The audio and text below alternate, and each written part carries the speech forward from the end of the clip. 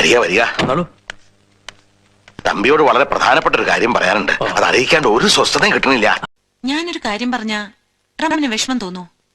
ഞാൻ നിങ്ങളോടൊരു സത്യം തുറന്നു പറയാൻ പോവാ, ഞെട്ടരുത്.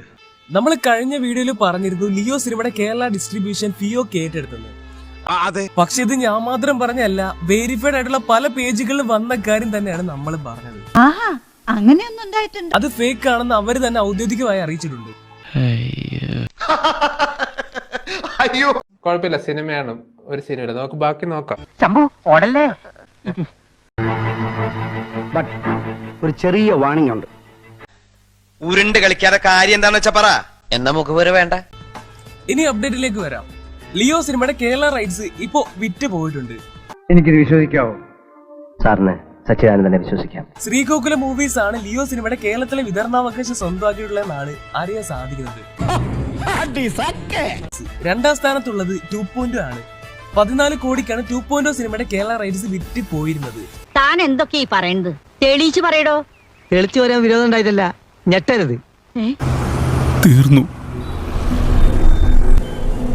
തീർത്തു. മൂന്നാം സ്ഥാനത്തുള്ളത് ബാഹുബലി 2 ആണ്.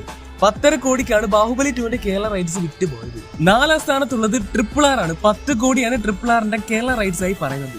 കേരളത്തിലെ ഏറ്റവും വലിയ തുകയ്ക്ക് വിതരണാവകാശം വിറ്റുപോകുന്ന അന്യഭാഷ സിനിമകളുടെ ലിസ്റ്റിൽ ലിയോ ഇപ്പോൾ 1ാം സ്ഥാനത്താണ്.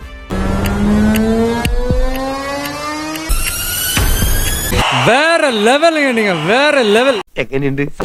അന്യായം അണ്ണാ, അന്യായം. 16 കോടിക്ക് ശ്രീഗോകുല മൂവീസ് ലിയോ സിനിമയുടെ കേരള ഡിസ്ട്രിബ്യൂഷൻ ഡീലാക്കിയിട്ടുണ്ടെന്നാണ് റിപ്പോർട്ടുകൾ വരുന്നത്.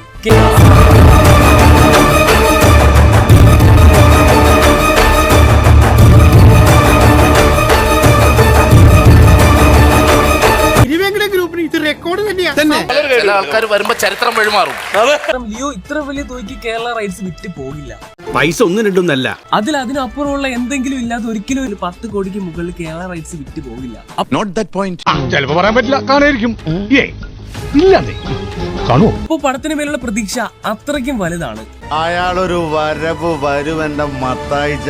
16 കോടിക്ക് കേരള റൈറ്റ്സ് വിറ്റുപോയ സ്ഥിതിക്ക് ലിയോ കേരളത്തിൽ വിജയിക്കണമെങ്കിൽ 45 കോടിക്ക് അടുത്ത് കേരളത്തിൽ നിന്ന് തിയേറ്ററിക്കൽ കളക്ഷൻ നേടണം. എന്തിനാ വെറുതെ നടക്കാത്ത കാര്യങ്ങൾ പറയും? നടക്കും.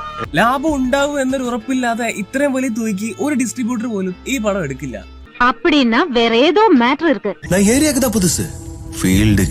ടാർഗറ്റ് നേട്ടം ഉറപ്പില്ലാതെ ഒരു ഡിസ്ട്രിബ്യൂട്ടറും ഇത്രയും പണം മുടക്കത്തില്ല.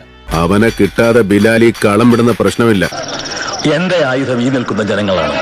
ഇവരാ എന്റെ ധനവും സൈന്യവും. ഞങ്ങളുടെ മാക്കടെ കാര്യത്തിൽ സംഗതി ഉറപ്പ് കല്ലേക്കിട്ട്. എന്നാ പിന്നെ വരാനുള്ളത് ഏതെങ്കിലും ഓട്ടോ പിടിച്ചു വരും മുമ്പ് ഞാൻ പോട്ടെ. ദൈവം കാക്കട്ടെ എന്നെ. കേട്ടിട്ട് ആകപ്പാടെ ഒരു നിങ്ങൾക്കൊക്കെ ശീലായി.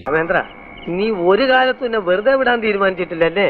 ഇല്ല. അവൻ കരുതിക്കൂട്ടി തുനിഞ്ഞിറങ്ങിയിരിക്കുന്ന മകനാ. രക്തം കൊണ്ട് എഴുതിയ കഥയാണ്, മഷി കൊണ്ട് എഴുതാനാവില്ല. സെഞ്ചില്ല സെഞ്ചിട്ടാ പോച്ചേ. Watch out.